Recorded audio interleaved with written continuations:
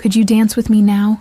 My ex is watching," Allison Ward whispered to the tall stranger in the tailored tuxedo, her emerald gown shimmering under the crystal chandeliers of Philadelphia's most prestigious annual gala. Her heartbeat quickened as she gestured discreetly toward a smug-looking man across the ballroom, who hadn't stopped staring since she arrived. The stranger's piercing gray eyes studied her face for a moment, before his lips curved into an amused half-smile that transformed his severe features.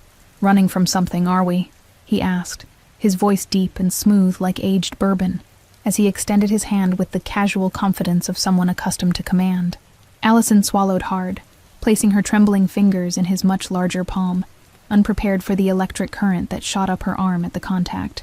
Her plan had been simple: use this intimidating but handsome man as a shield against Bradley's unwanted attention, then disappear back into her quiet life. The orchestra began a new waltz as he pulled her effortlessly into his arms, one hand resting possessively at the small of her back, guiding her with surprising grace for a man of his imposing stature.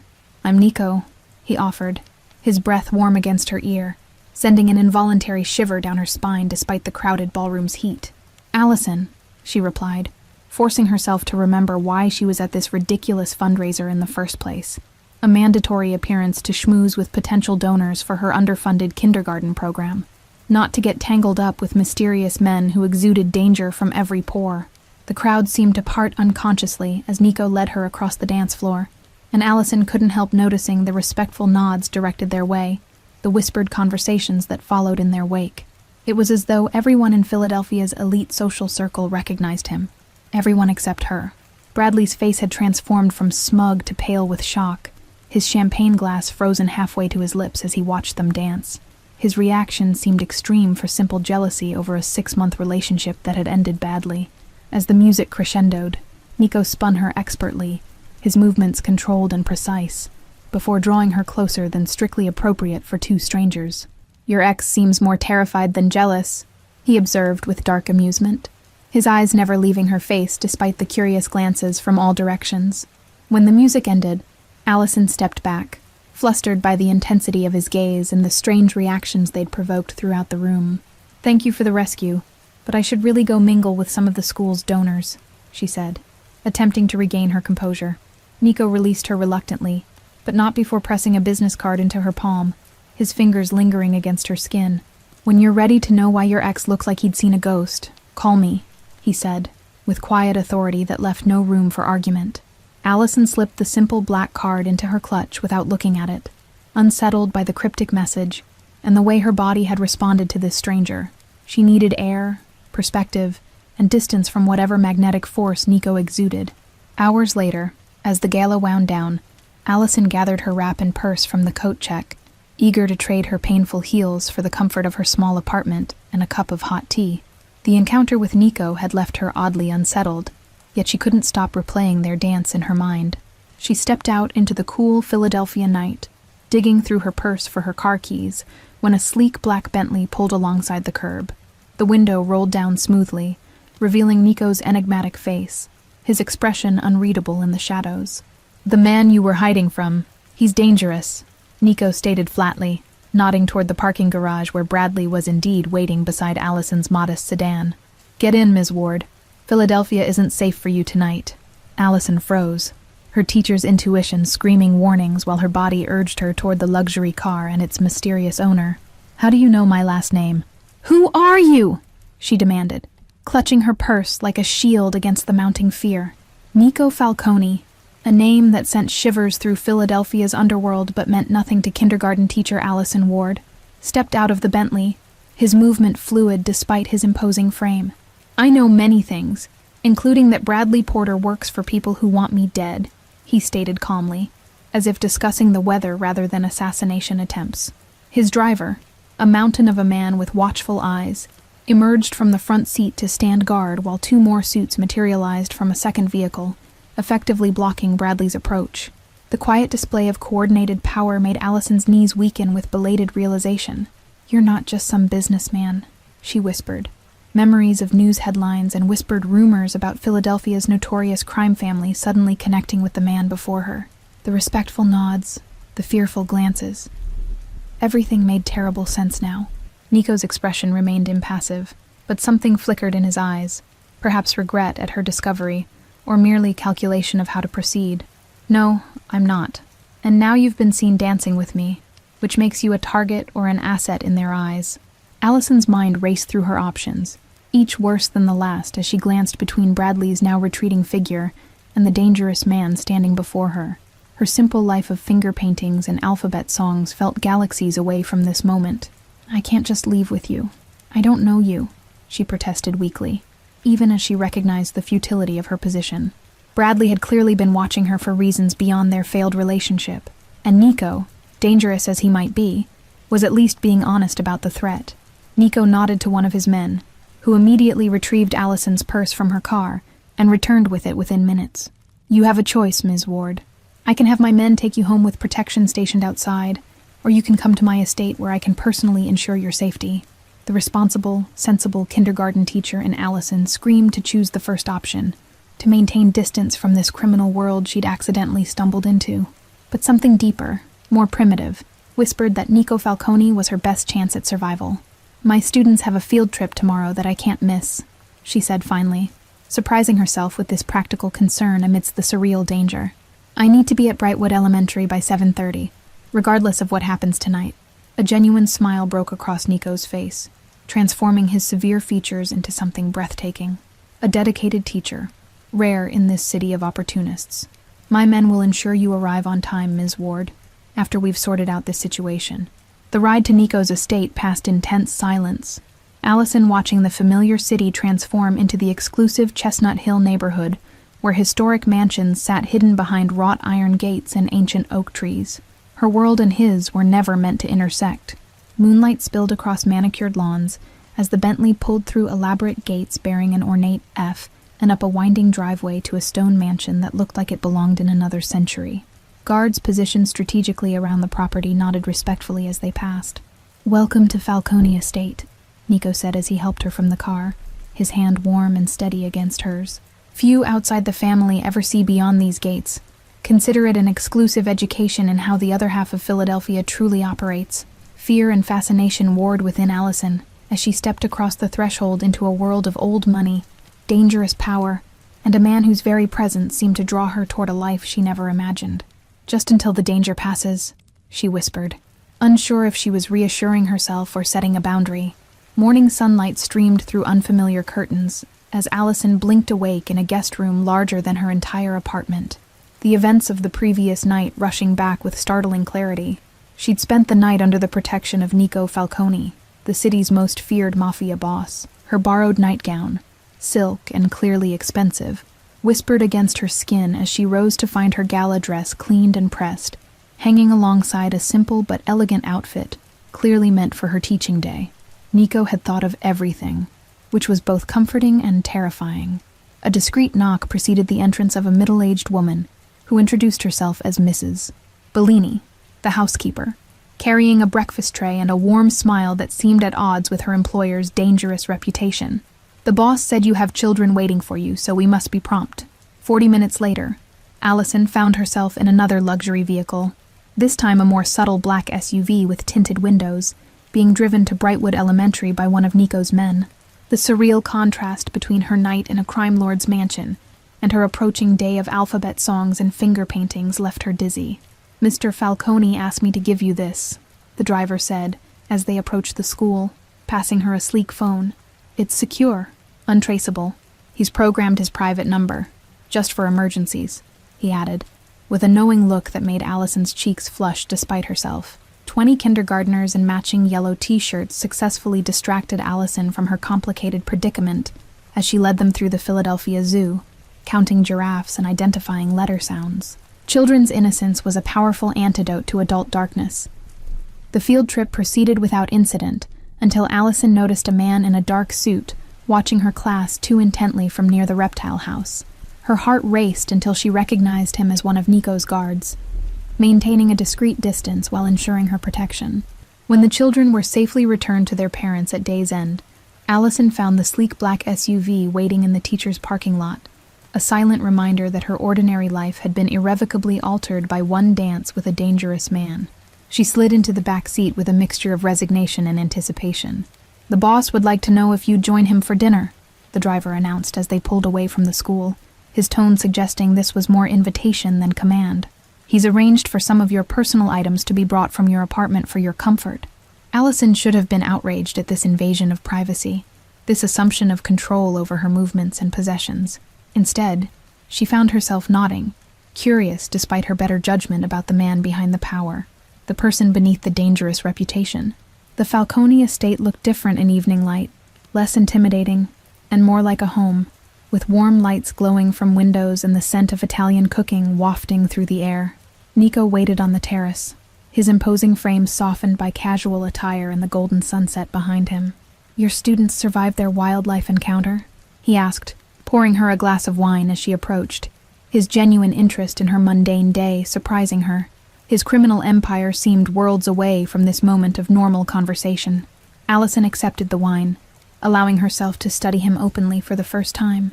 The strength in his shoulders, the intelligence in his eyes, the way his presence seemed to fill any space he occupied.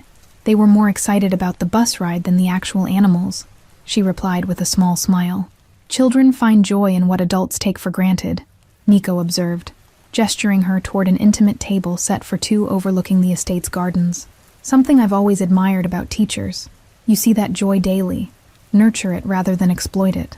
The unexpected depth in his observation caught Allison off guard, challenging her preconceived notions about who this man might be beyond his criminal empire. Dangerous territory, she reminded herself, finding humanity in someone society had labeled a monster. 3 days passed in a strange new rhythm for Allison. Teaching by day, returning to Nico's estate by night, learning pieces of his world while keeping her own intact. Tonight's dinner had shifted from casual to serious, when Nico placed a manila folder between their wine glasses. "Bradley wasn't just your ex. He was planted in your life 6 months ago when my organization first donated to your school's reading program," Nico explained, his expression grim as he slid photographs across the table, showing Bradley meeting with known members of a rival family. Allison's hands trembled as she examined the evidence of her unwitting role in someone else's power play, memories of her relationship reconfiguring into something sinister. "He asked so many questions about my schedule, my routine. I thought he was being attentive. The Barisi family has been trying to map my movements, my weaknesses," Nico continued, his voice hardening. "They discovered my anonymous donations to educational programs and traced them to Brightwood Elementary, to you specifically as the recipient teacher." The weight of this revelation crashed through Allison's carefully constructed boundaries between Nico's world and hers. They had never been separate at all. "Your donations funded our entire literacy corner," she whispered, remembering the books that had arrived mysteriously last fall. Nico's expression softened momentarily, pride flickering across his features. "My mother was a teacher, believed education could save children from paths like mine. I honor her memory by continuing her work, though the money comes from different sources." A knock interrupted their conversation, as Mrs. Bellini entered with a dessert tray, her cheerful demeanor belying the tension in the room. "Cannoli for the teacher. The boss said they're your favorite," she announced with a wink that made Allison wonder exactly how much Nico knew about her preferences. "I've never told you I liked cannoli," Allison observed once they were alone again, a chill running down her spine despite the room's warmth. The boundaries of privacy seemed meaningless in Nico's world of surveillance and information. Nico took a slow sip of his wine, unapologetic about his methods. "I've had you investigated thoroughly since the moment you approached me at the gala, a necessary precaution in my position. Your student's safety was my first concern." Before Allison could process her conflicted feelings about this invasion, Nico's phone buzzed with an urgency that transformed his demeanor instantly. The relaxed dinner companion vanished, replaced by the calculating crime boss, as he answered the call with terse commands. "We need to move. Now," he ordered, standing abruptly and gesturing to guards who appeared as if summoned by thought alone. "The Barisi family has made their play against my operation downtown, which means this location may be compromised." Allison found herself whisked through the mansion's rear entrance and into yet another luxury vehicle, this time with Nico himself behind the wheel, his knuckles white against the leather as they sped away from the estate. The night had shattered into dangerous fragments of reality. "I can't keep living like this," Allison said suddenly, her voice steadier than she felt as streetlights flashed rhythmically across her face. "I have 26 children depending on me for stability, for safety. I can't bring this chaos into their lives." Nico's jaw tightened as he navigated through Philadelphia's empty streets, heading toward an unknown destination. You think you have a choice now? The moment Bradley reported back who you were dancing with, your normal life ended. I'm not your enemy here, Allison. The use of her first name, intimate, deliberate, hung between them as the car slowed before an elegant high-rise in Center City, its upper floors shrouded in darkness, except for a single penthouse suite glowing with warm light. My secondary residence, Nico explained as armed men emerged from the shadows to escort them inside. The penthouse spanned the entire top floor, its minimalist luxury somehow more intimidating than the old-world opulence of Nico's estate. Floor-to-ceiling windows offered a panoramic view of Philadelphia spread below, like a glittering map of Nico's invisible empire. You'll stay here tonight, he stated, rather than suggested, striding toward a wall panel that revealed a hidden security system, more sophisticated than anything Allison had seen outside of spy movies. The building is owned by a shell corporation. The Barisi family won't trace it easily. Dawn found Allison sleepless on Italian sheets, staring at the ceiling of yet another borrowed bedroom, her life having narrowed to schools and safe houses in the span of a week. The door opened without warning as Nico entered, his expression serious but less severe in morning light. I need to introduce you to my family today, he announced, setting a steaming cup of coffee on the nightstand exactly how she preferred it. 1 sugar, splash of cream. They need to understand you're under my protection, not a target or a liability. Allison sat up abruptly, drawing the sheet around herself despite the modest pajamas she'd been provided. Your family? You mean the crime family? The organization? She clarified, her voice rising with each word as the reality of her situation crashed over her anew. Nico's smile held no humor, only resignation as he moved to the window, hands clasped behind his back in a stance that betrayed military training. Both, Ms. Ward. In my world, there's little distinction between blood and business. You need to understand that to survive. Hours later, Allison found herself seated at a massive oak table in the private room of an unassuming Italian restaurant in South Philadelphia, surrounded by men whose expensive suits couldn't disguise the dangerous energy they exuded. Nico sat at the head, his authority absolute despite his relative youth. This is Allison Ward. Nico introduced her to the assembled inner circle with the same tone he might use to present a business acquisition. She's a kindergarten teacher caught in Barisi crossfire through no fault of her own. She has my personal protection. Understand what that means. The men studied her with expressions ranging from curiosity to suspicion, but none dared question Nico's declaration openly. Only an older man with silver hair and a face lined with experience leaned forward, addressing her directly rather than Nico. My nephew rarely extends protection beyond business associates, he observed in a voice graveled by age and perhaps cigars. You must be special indeed, Ms. Ward, to merit such consideration from the head of our family. Before Allison could formulate a response to this loaded observation, a younger man with a scar across his jaw pushed away from the table with obvious displeasure. A teacher? We're at war with the Barisis and you're distracted by a schoolteacher? The temperature in the room seemed to drop several degrees as Nico fixed the dissenter with a stare that made Allison grateful she wasn't its target. Careful, Paul. Questioning my judgment once can be forgiven as concern for our business. Twice becomes insubordination.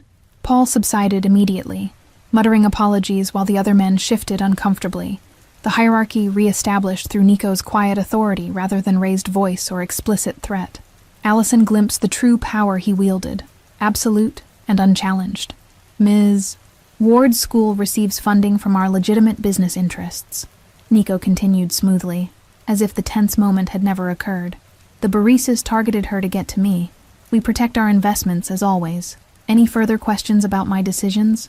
The meeting progressed to business matters that Allison tried not to understand, shipping routes, territory disputes, corrupt officials. While she studied these men who moved through shadows, most citizens never acknowledged. They were businessmen in their own way, calculating risks and rewards with precision. You should eat, the silver-haired uncle encouraged quietly while the others debated strategy, pushing bread and antipasto toward her.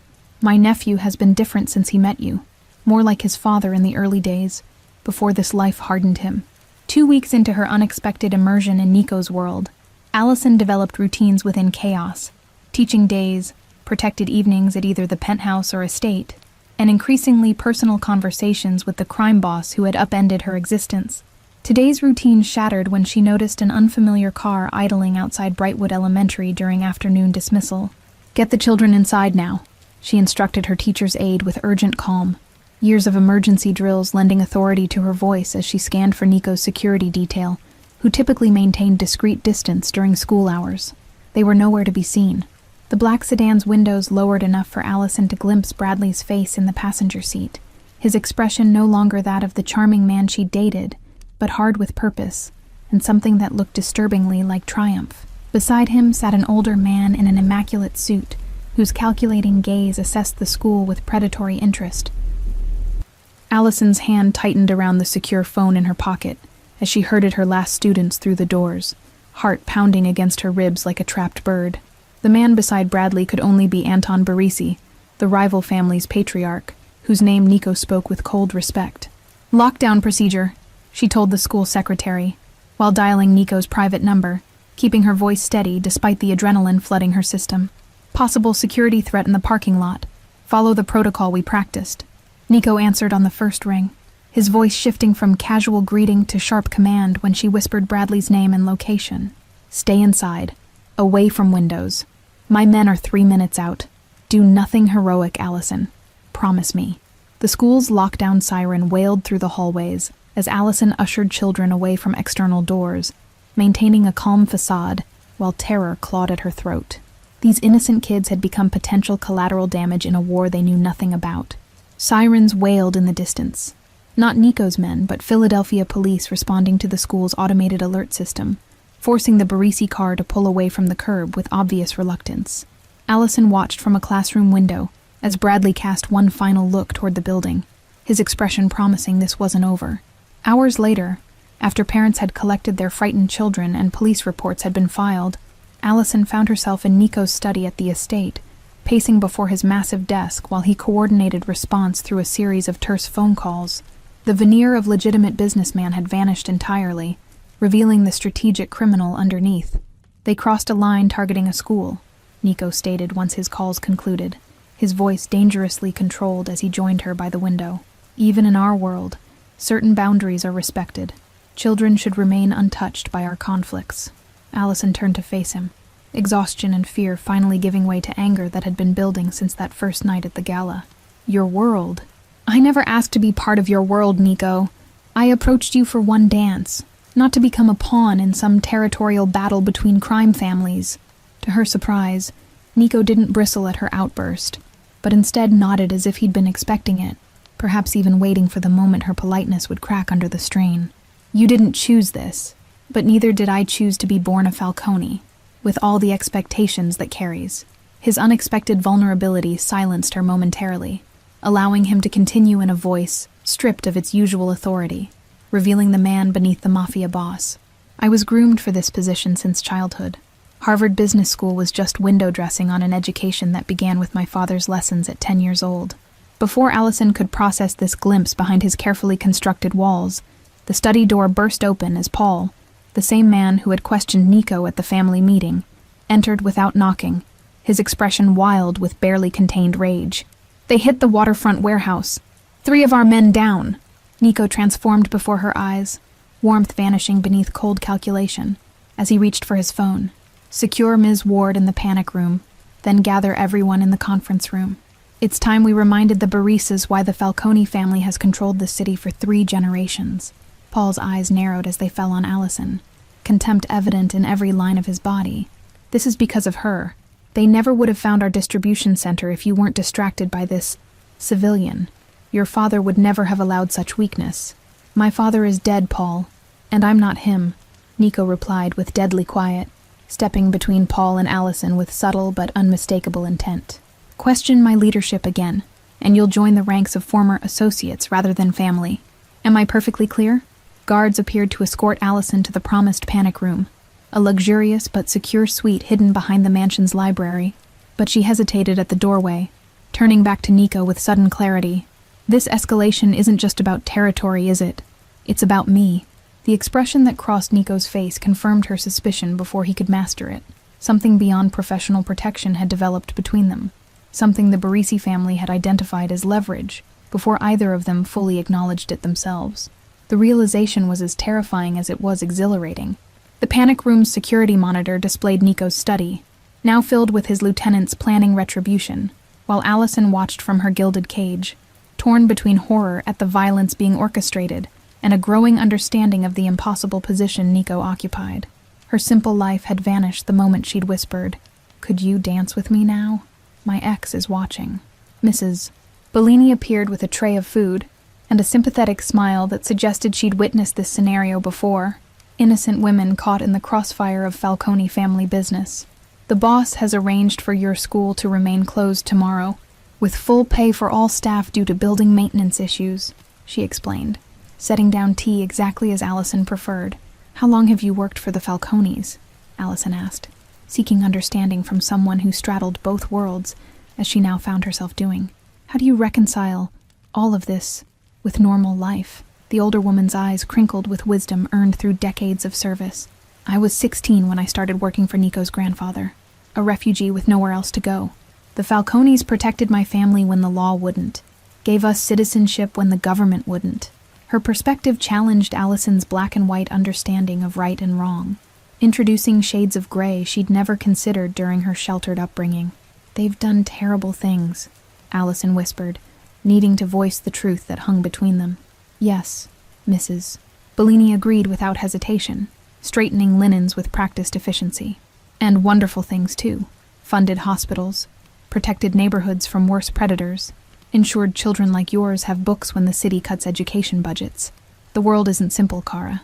Hours later, Nico entered the panic room alone, his expression haunted in ways Allison hadn't seen before, vulnerability evident in the loosened tie and uncharacteristically disheveled hair. He looked younger somehow, burdened by decisions no 30-year-old should face. "The Barises have proposed a meeting. Neutral ground, traditional rules," he announced, pouring himself a generous measure of whiskey, without offering explanation for the tension radiating from his powerful frame. "They're asking for concessions I can't make." Allison set aside her book, studying the complex man before her, criminal and protector, ruthless and principled in his own way. "What do they want that you can't give them?" she asked, though part of her feared she already knew the answer. Nico's laugh held no humor as he drained his glass in one swallow. "Officially, territory along the river, control of 2 distribution channels, and immunity for Bradley's betrayal. Unofficially, they want to expose my weakness, you, and force me to choose between family legacy and personal desire." The word desire hung between them, acknowledging the unspoken attraction that had grown despite the danger, or perhaps because of it. Allison stood, moving toward him with newfound clarity about her own complicated feelings for this man who lived by codes she couldn't fully comprehend. "I won't be used as leverage against you," she said with quiet determination, close enough now to see the faint stubble on his jaw, the weariness around his eyes. "There must be another option beyond surrender or all-out war." Nico's expression shifted to something resembling hope as he studied her face, perhaps seeing beyond the kindergarten teacher to the woman capable of strategic thinking under pressure. "What exactly are you suggesting, Allison?" he asked, using her first name with deliberate intimacy. "A third path," she replied, surprising herself with the clarity of the plan forming in her mind. "Bradley's their connection to me, their inside man. What if we used that? Fed him false information, set a trap rather than walking into one?" Nico's silver-haired uncle, introduced properly now as Salvatore Falcone, listened attentively as Allison outlined her strategy the following morning, his weathered face revealing nothing until she finished speaking. The 4 of them, Allison, Nico, Uncle Salvatore, and a reluctant Paul, sat in the estate's secure conference room planning counterintelligence rather than bloodshed. The trap was elegant in its simplicity. Allison would return to her apartment under the pretense of a falling out with Nico, appearing vulnerable while actually being surrounded by Falcone security. Bradley would inevitably approach her with false sympathy, attempting to extract information about Falcone operations while feeding her Baresi lies. "The Baresis won't believe I've simply let you go," Nico argued, pacing the conference room with predatory intensity that betrayed his concern. "They've been watching us for weeks. They know there's more between us than professional obligation." Uncle Salvatore's knowing glance between them confirmed that their growing attachment hadn't gone unnoticed even within the family. "The lady has courage, nephew. Perhaps more than some of your men," he observed pointedly, silencing Paul's beginning objection with a sharp look. The plan proceeded with military precision. Allison returned to teaching with doubled security, resumed residence at her apartment, and waited for Bradley's inevitable approach, It came 3 days later as she loaded groceries into her car, his practiced smile failing to mask the calculation in his eyes. A burner phone provided by Nico remained hidden in Allison's purse. Its single-programmed number a direct line to the tactical team stationed in unmarked vehicles throughout her neighborhood. She'd memorized the extraction protocols, safe words, and emergency signals during intensive training sessions at the estate that revealed a previously untapped talent for operational thinking.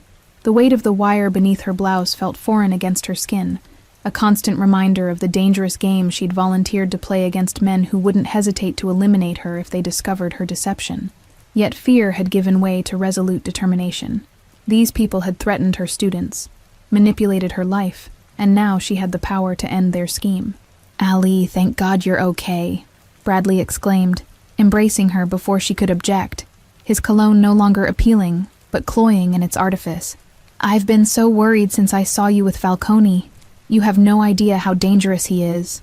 Allison allowed her genuine anger to fuel her performance, pulling away with convincing distress. "I made a terrible mistake getting involved with him. The things I saw, Brad, the things he's planning. I just want my normal life back," she replied, voice breaking on cue. Bradley's expression shifted subtly, predatory interest poorly disguised as concern as he helped load her remaining groceries. "You know you can trust me, right? Maybe there's a way I can help you stay safe from him, especially if you know something that could neutralize the threat he poses." The coded language confirmed everything Nico had warned about Bradley's true intentions, but Allison merely bit her lip and glanced nervously around the parking lot, as if fearing surveillance. "I can't talk here. Could you come up for coffee? I've missed having someone normal to talk to." Hours later, Allison sat in Nico's secure study once more, recounting every detail of Bradley's visit, while technicians verified the listening devices she'd allowed him to plant in her apartment. "He's coming back tomorrow night. Says he has people who can help me escape Nico's influence. You've performed brilliantly," Nico praised, his professional admiration transparent, though the underlying personal sentiment remained carefully controlled. "Tomorrow we'll have everything in place to track him directly to Barisi, with evidence of their conspiracy against both of us."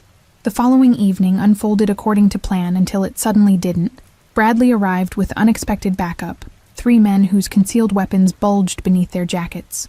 Allison maintained her composure despite the escalation, playing her role while trusting in the Falcone surveillance team monitoring every word through her hidden wire. "These gentlemen work for someone who's very interested in helping you, Allison," Bradley explained with false reassurance as the men positioned themselves strategically around her small living room. "But first, they need specifics about Falcone's shipment schedule, the one you mentioned seeing on his desk."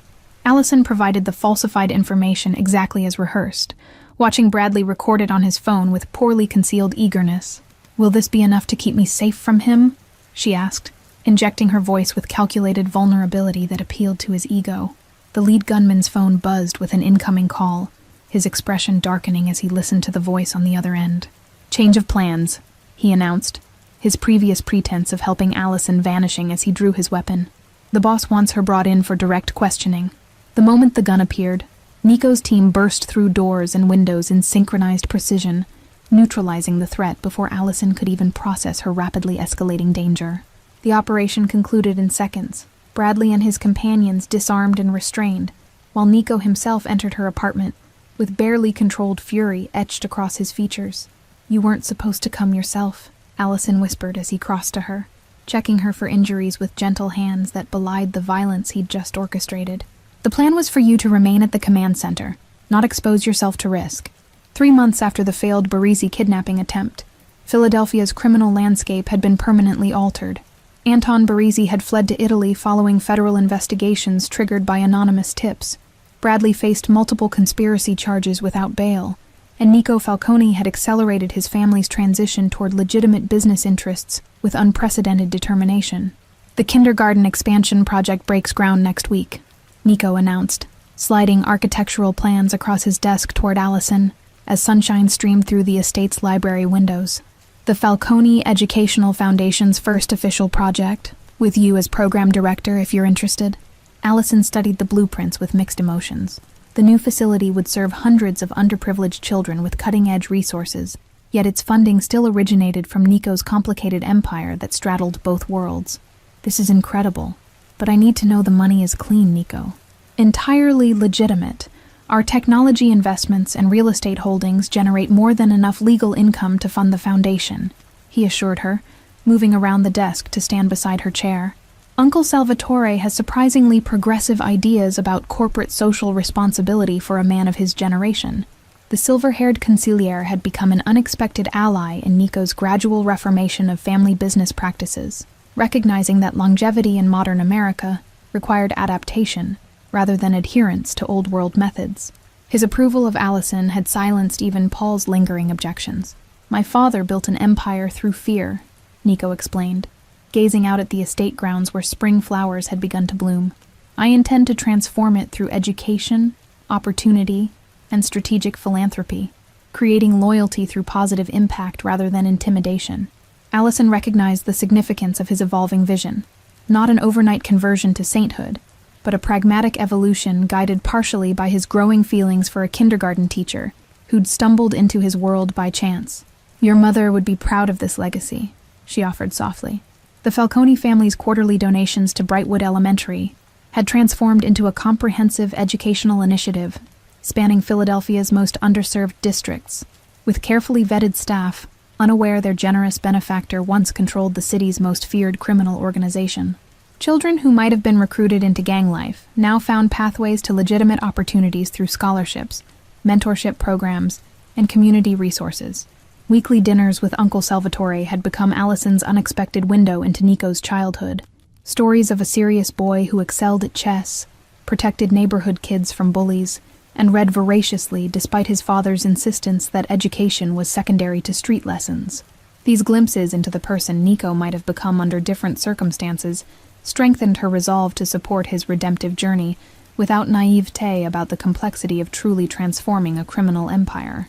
"She would have adored you," Nico replied with rare emotional openness, the carefully maintained walls between them continuing to crumble despite the complications their relationship faced.